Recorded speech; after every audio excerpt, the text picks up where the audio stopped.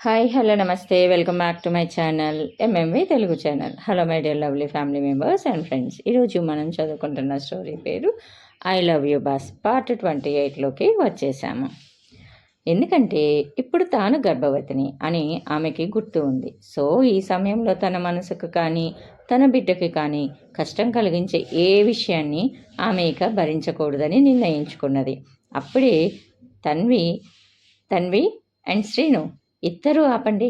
వేరొకరి పెళ్లిలో ఇలా గొడవపడి మన గౌరవాన్ని మనమే తగ్గించుకోవద్దు, ప్లీజ్ ఇక ఆపేయండి అని తన్వి వాళ్ళమ్మ ఆ ఇద్దరిని వారించింది.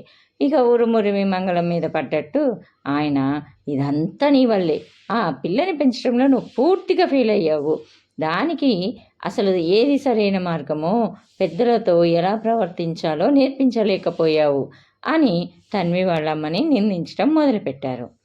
ఇక వాళ్ళ నాన్న అన్న మాటలకి ఆమె నరనరాల్లో రక్తం ఉడికిపోయింది. ఇంతే, ఇక ఆయనపై విరుచుకుపడదామన్నంత కోపం వచ్చింది. కానీ అమ్మ నా చేయి పట్టుకొని ఆపేసి, తన్వి వద్దు, ఈరోజు గీత పెళ్ళి, తనకి ఎంతో ముఖ్యమైన ఈ రోజుని మన గొడవలతో తన ఆనందాన్ని పాడు చేయొద్దు, ప్లీజ్ నా మాట విను అని అమ్మ నన్ను వేడుకుంది. అమ్మ తన బాధను దిగుమింగుకుంటూ తనని తాను ఎంతలా కంట్రోల్ చేసుకుంటుందో నాకు అర్థమైంది. అందుకే తన కోసం శాంతంగా అక్కడి నుండి వెళ్ళిపోవాలని నిర్ణయించుకున్నాను. మేమిద్దరం నాన్నకి ఆయన కొత్త కుటుంబానికి అస్సలు కనిపించకుండా హాల్కి ఒక మూలగా వెళ్ళి కూర్చున్నాం. అక్కడున్న బంధువులందరికీ మేమంటే చాలా చులకన. వాళ్ళ దృష్టిలో మేము అనాథలం. అందుకే మమ్మల్ని చూడనట్టుగా వెళ్ళిపోతున్నారే తప్ప కనీసం ఒక్కరు కూడా పలకరించలేదు. కానీ బంధువులందరూ నాన్నను, ఆయన కుటుంబాన్ని చుట్టుముట్టి ఎంతో గౌరవంగా మాట్లాడుతున్నారు. డబ్బున్న వారికి లోకం దాసోహం అంటుందని నాకు అప్పుడే బాగా అర్థమైంది. వాళ్ళు మమ్మల్ని పట్టించుకోకపోయినా నాకు పెద్దగా బాధ లేదు. కానీ బంధువులంతా అమ్మను అలా వెలివేసినట్టు చూడడం తనని ఎంతలా కుంగదీస్తుందో నాకు తెలుసు. అది చూసి నా మనసు వికలమైపోయింది. దేవుడా, అమ్మ తనని ఇంతలా అవమానిస్తున్న ఆ మనుషులపై ఒక్కసారైనా ఎదురు తిరిగి గట్టిగా సమాధానం చెబితే ఎంత బాగుంటుందో అని అనిపించింది. అంతలోనే నా కడుపులో మళ్ళీ ఏదో అలజడి మొదలైంది. వికారం ఎక్కువై వాంతి రాబోతుందని నాకు అర్థమైపోయింది. అమ్మ కంగారు పడకూడదని, అమ్మ నేను కొంచెం నా మేకప్ని సరిచేసుకొని వస్తానే అని అబద్ధం చెప్పి వేగంగా ఆ హాల్లో నుంచి బయటకు వచ్చేసాను. ఎలాగో అలాగా కష్టపడి రెస్ట్ రూమ్ కనిపెట్టి వెళ్ళాను. అక్కడికి వెళ్ళాక నా మనసు, శరీరం కొంచెం కుదుటపడ్డాయి. కాసేపటికి కాస్త కోలుకున్నాను. నా పెదవులను తుడుచుకొని మళ్ళీ ఆ వేడుక జరుగుతున్న హాల్ వైపు నడిచాను. సరిగ్గా ఎంట్రన్స్ దగ్గర ఒక పెద్ద గిఫ్ట్ బాక్స్ నాకు కంటపడింది. దాని మీద ఏదో పెద్ద అక్షరాలతో రాసి ఉంది. అదేమిటో చూద్దామని దాని మీద అక్షరాలు చూశాను. అక్కడ వివాహ శుభాకాంక్షలతో మిస్టర్ రేయన్ శర్మ అని దాని మీద ఉంది. అది చూడగానే నా గుండె ఒక్కసారిగా ఆగిపోయినంత పనైంది. ఎందుకంటే ఆ పేరు చూడగానే నాలో తెలియని కంగారు మొదలైంది. అసలు తను ఇక్కడ ఉన్నాడా? నేను ఇంతవరకు అతన్ని ఎక్కడా చూడలేదే అని ఆలోచిస్తున్నా. అంతలో ఎవరో నా వెనుక నుండి నడిచి రావడం గమనించాను. ఎవరో ఒక వ్యక్తి పలకరిస్తూ, ఓహ్ రేయంష్ గారు, మీరు కూడా పెళ్ళికి వచ్చారా అని అనడం నా చెవిన పడింది. గిరుక్కున వెనక్కి తిరిగి చూస్తే ఆమెకి అతను అస్సలు ఎక్కడా కనిపించలేదు. కానీ తనకి దగ్గరలో భాస్కర్ కనిపించాడు. అతన్ని చూస్తూ భాస్కర్, నువ్వు కూడా ఈ పెళ్ళికి వచ్చావా? ఈ గిఫ్ట్ నువ్వు మా గీత కోసం తెచ్చావా? నీకు మా వాళ్ళు తెలుసా అని ఆశ్చర్యంగా అడిగాను. కానీ ఆమె మనసులో నాకేంటి రేయంష్ అని వినిపించింది, నేను తప్పుగా విన్నానా అంటే నేను అతని కోసం నాకు తెలియకుండానే ఎదురు చూస్తున్నానా అని అనుకున్నది మనసులో. అంతలోని గిఫ్ట్ వైపు చూస్తూ ఖచ్చితంగా ఇది రేయాన్స్ పంపినదే అనుకుంటా అని అనుకున్నది. అదే ఆమె మనసు కూడా బలంగా నమ్మింది. గిఫ్ట్ పంపాడంటే అతను కూడా వచ్చి ఉంటాడు. ఎందుకంటే భాస్కర్ ఆయన ఎక్కడ ఉంటే అక్కడనే ఉంటాడు. మరి ఆయన గారు కనిపించడం లేదేంటి అని ఆలోచిస్తూ చుట్టూ చూస్తూనే ఉంది. ఆమె మనసు చదివినట్టుగా,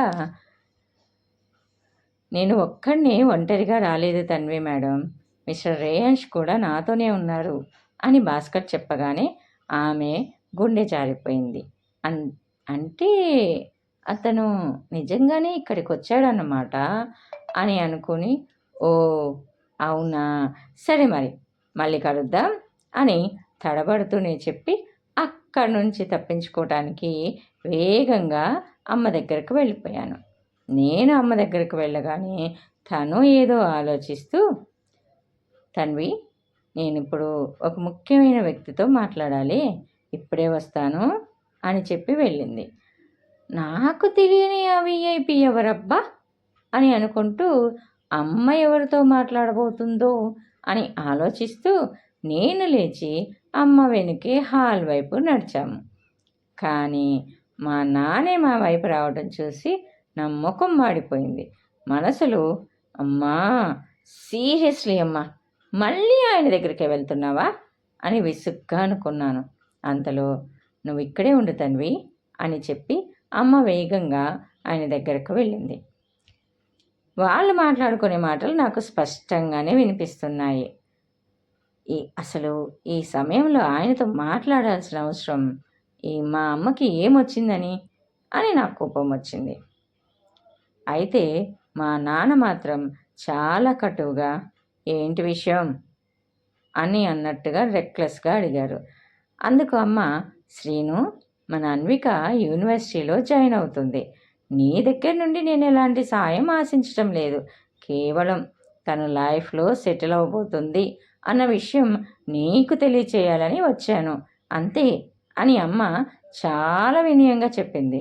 అందుకు సరే అయితే తను బాగా చదువుకోవాలని కోరుకుంటున్నాను అని నాన్న చాలా నిర్లిప్తంగా ఏదో మొక్కుబడిగా చెప్పారు. ఆ మాటల్లో కనీసం ప్రేమ కూడా లేదు. తనను పట్టించుకొని ఆ మనిషి ముందు అమ్మ అంతలా వినయంగా ఉండడం నాకు అస్సలు నచ్చలేదు. అమ్మ చాలు, ఇక పద లోపలికి వెళ్దాం అని నేను గట్టిగా పిలిచాను. ఇంతలో అంతేకాదు సీను అని ఇంకా అమ్మ ఏదో చెప్పబోతుండగా వెనుక నుండి ఒక కర్కశమైన గొంతు వినిపించింది. ఛీ, నీకు అసలు సిగ్గు లేదా? ఎప్పుడు నా భర్త చుట్టూ ఎందుకు తిరుగుతావు? ఆయనను ఎందుకు వదలవు అంటూ గాయత్రి అందరి ముందు అమ్మపై విరుచుకుపడింది. ఆ మాటలు వినగానే తన్వి ఆవేశంగా, ఏంటి సిగ్గులేని తనమా? ఎందుకు సిగ్గు? తన కన్న బిడ్డల భవిష్యత్తు గురించి వాళ్ళ తండ్రికి చెప్పడం సిగ్గులేనితనం ఎలా అవుతుంది? అస్సలు నీకు మాట్లాడే హక్కు ఎక్కడిది అని అన్నది తన్వి. అయితే నీ కూతురికి ఆయన అవసరం ఏం లేదు. ఆయన బాధ్యత కేవలం మాకు మాత్రమే. ఇప్పటికైనా బుద్ధి తెచ్చుకొని ఆయనను మర్చిపోతే నీకే మంచిది అని గాయత్రి మళ్ళీ అమ్మను హేళన చేసింది. అది వినగానే నా రక్తం మరిగిపోయింది. వేగంగా వాళ్ళ దగ్గరకు వెళ్ళి, ఏయ్, మర్యాదగా మాట్లాడు. ఒకరి కాపురం కూల్చి ఇంట్లోకి వచ్చిన నువ్వు నా అమ్మను పట్టుకొని సిగ్గులేనిది అని అంటావా? మాకు సంబంధం లేదని అంటావా? అసలు నీకెంత ధైర్యం? అసలు ముందు నీకు సిగ్గుంటే ఇలా వేరొకరి సొత్తుని కావాలి అని కోరుకునేదానివి కాదు. నువ్వే సిగ్గులేని పని చేసి పైగా మా అమ్మకి సిగ్గులేదు అని అంటావా? ఎంత ధైర్యం నీకు? ఇంకోసారి మా అమ్మని ఏమైనా అన్నావే అనుకో, ఇలా మాటలతో చెప్పను, జాగ్రత్త. మాకు చెప్పే ముందు మీరు మీ హద్దుల్లో ఉంటే చాలా బాగుంటుంది అని గాయత్రి మీద విరుచుకుపట్టాను. అయితే తన్వి, ఆపు, తనతో అలా మాట్లాడడానికి వీల్లేదు, మర్యాదగా ఉండు అని నాన్న మళ్ళీ ఆ గాయత్రికే సపోర్ట్ చేస్తూ నన్ను హెచ్చరించారు. అందుకు చిచి మిమ్మల్ని చూస్తుంటేనే నాకు అసహ్యం వేస్తుంది. ఎప్పుడు నన్ను వేధిస్తూనే ఉంటారా? ఒక్కసారైనా నన్ను ప్రశాంతంగా బ్రతకనివ్వరా? ఒక్కసారైనా మాకు సపోర్ట్గా నిలబడరా?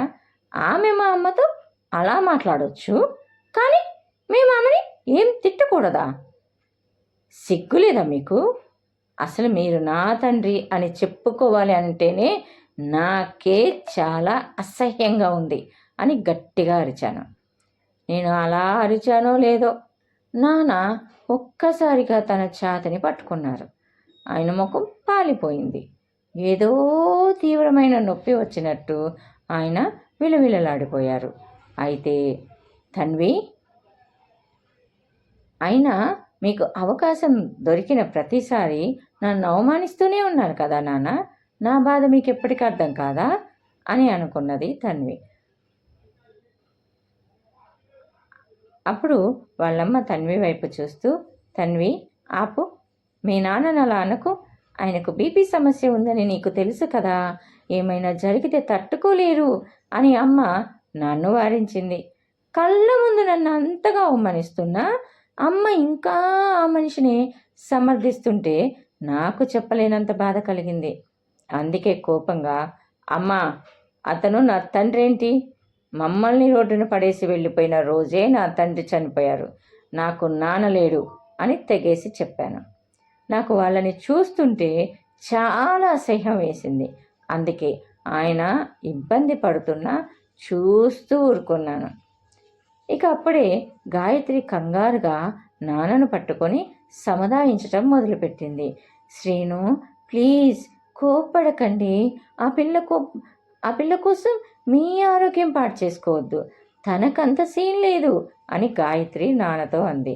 మళ్ళీ వెంటనే గాయత్రి నా వైపు చూసి, ఏయ్, నన్ను ఎప్పుడు వెటకారం చేస్తావు కదే, నువ్వేమైనా పెద్ద పతివ్రతవా ఏంటి? కడుపుతో ఉన్నావు, కానీ ఆ బిడ్డకు తండ్రి ఎవరో కూడా తెలియదు, ఆ తండ్రి ఎవరో చూపించే ధైర్యం ఉందా నీకు అని అందరి ముందు నీచంగా అడిగింది.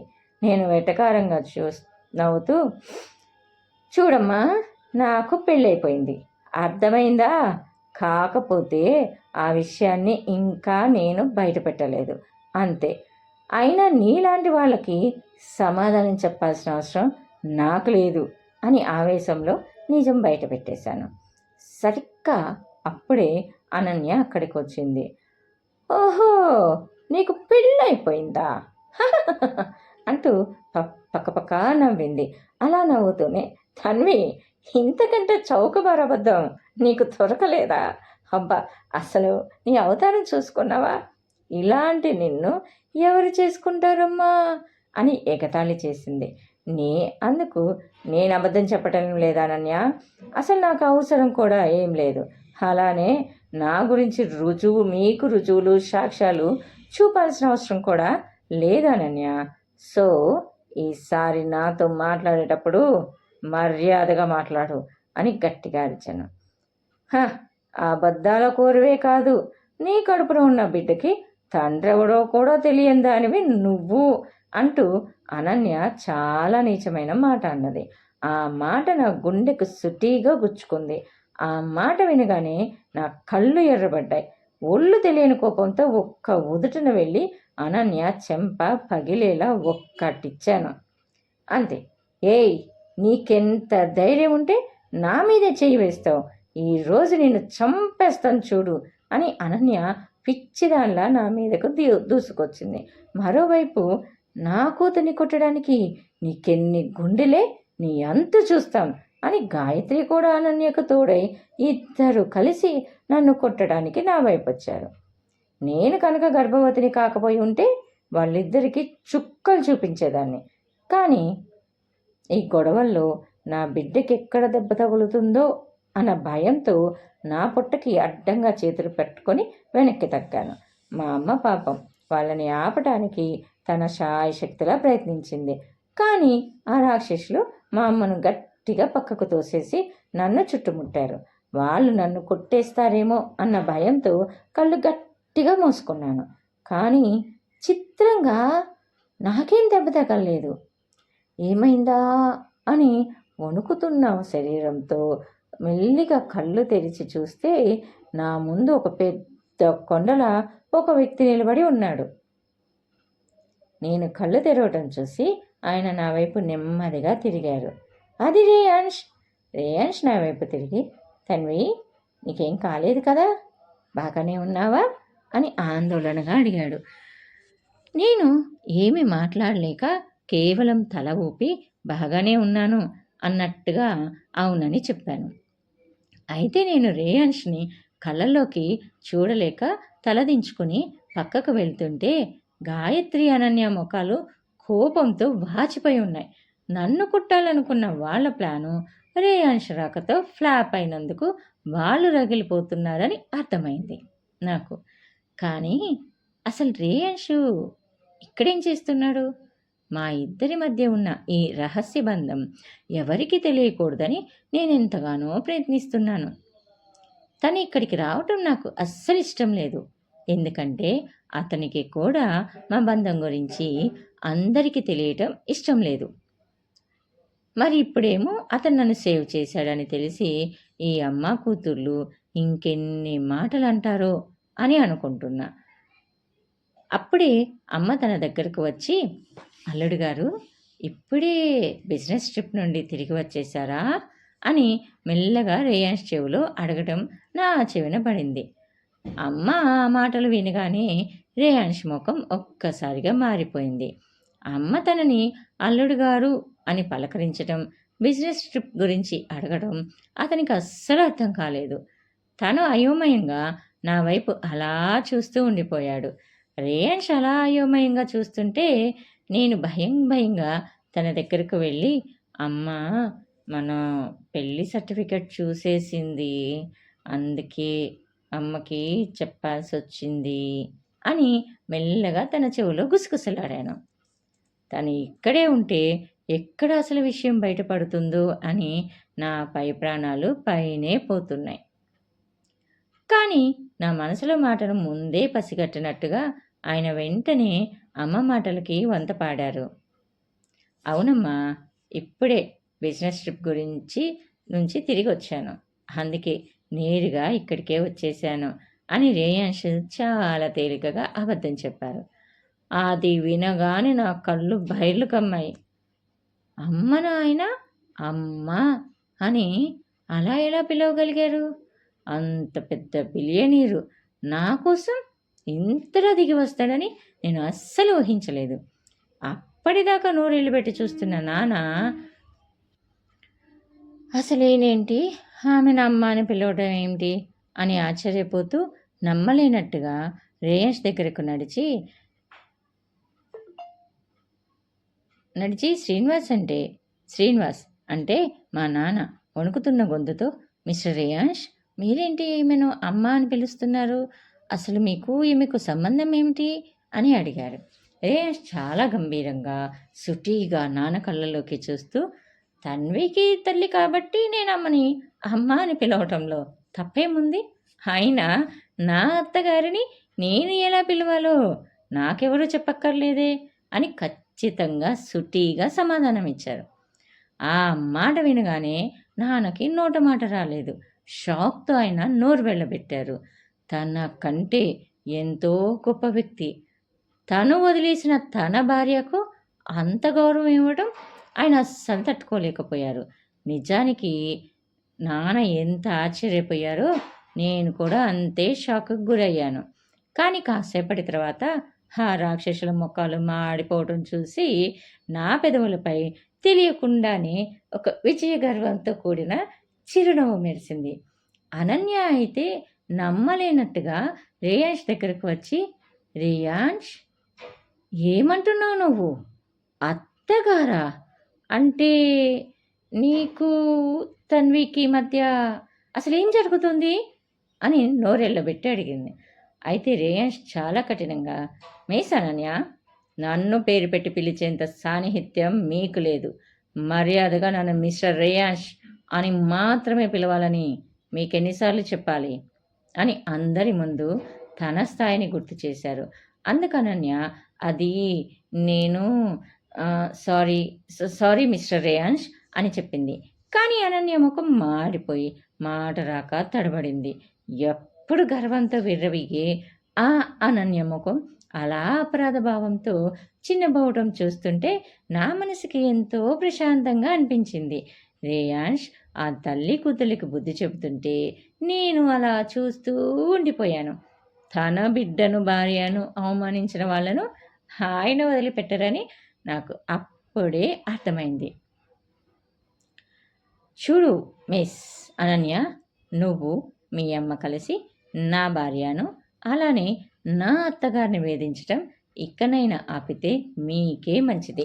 నేను ఈ విషయంలో చాలా సీరియస్గా ఉన్నాను అని రేయాన్స్ హెచ్చరించాడు. ఒక్క మాట చెప్తున్నాను విను, మళ్ళీ వాళ్ళ జోలికి వస్తే మీరందరూ ఈసారి నగరంలో కూడా ఉండలేరు. నన్ను అంత దూరం వెళ్ళేలా చేయకండి అని రేయాన్షు చాలా కఠినంగా స్ట్రాంగ్ వార్నింగ్ ఇచ్చాడు. కానీ అనన్యకి ఇంకా నిజం మింగుడు పడటం లేదు. అందుకే ఆమె రేయాన్ష్ని చూస్తూ, మీరు నిజంగా ఈమెను పెళ్లి చేసుకున్నారా? నమ్మలేకపోతున్నాను.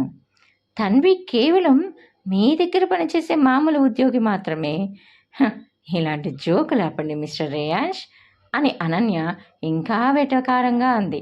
అయితే అనన్య మాటలకు రేయాన్ష్ సమాధానం చెప్పకుండా సైలెంట్గా తన కోటు జేబులో చెయ్యి పెట్టి ఒక ఖరీదైన ఉంగరాన్ని బయటకు తీశాడు. రేయాన్ష్ నా వైపు తిరిగి అందరికీ వినిపించేలా, తన్వి, ఈ ఉదయం నువ్వు రెడీ అవుతున్నప్పుడు నీ పెళ్లి ఉంగరాన్ని షింక్ దగ్గరే మర్చిపోయావు. అందుకే నేను నీ కోసం దాన్ని నా వెంట తెచ్చాను. మరలా అది ఎక్కడైనా పడిపోయిందని బాధపడుతూ వెతుకుతావేమో అని అంటూ ఆ ఉంగరాన్ని నా చేతికి పెట్టబోయాడు. అయితే రేయాన్ష్ చేతిలో ఉన్న ఆ ఉంగరాన్ని చూసి నా కళ్ళు చెమర్చాయి.